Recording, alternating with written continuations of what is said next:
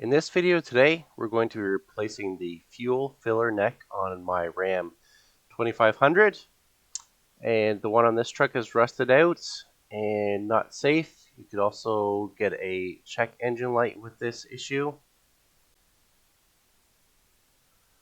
So first up, we're going to be removing the fuel tank door, and that is 2 Torx bolts.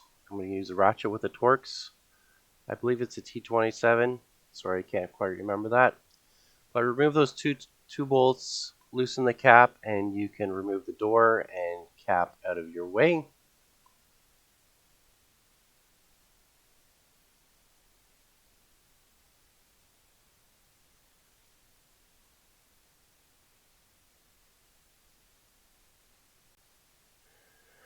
Now there are 4 Phillips screws. So grab your Phillips screwdriver, undo those 4 screws. You can also use a ratchet with the Phillips head, which is a lot easier to remove the top screw, being as there's hardly any room to use the screwdriver for that.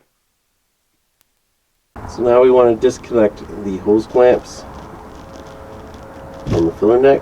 This one's rusted through and broke off already. These are 9/32 on this one.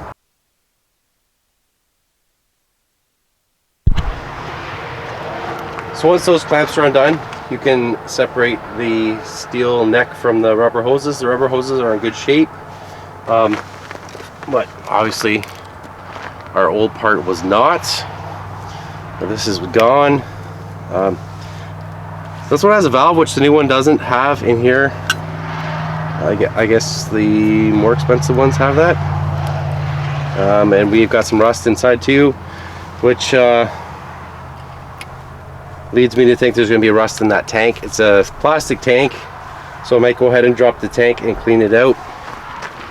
And before you install, just compare your 2 parts. So the bends look about the same, except that this one has the vent piece still on it.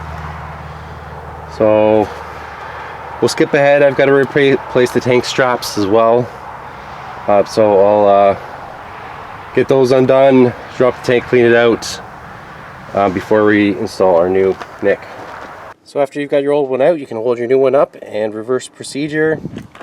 Reattach the hoses underneath, redo the 4 Phillips screws, and you can reinstall your door and cap, and we're done.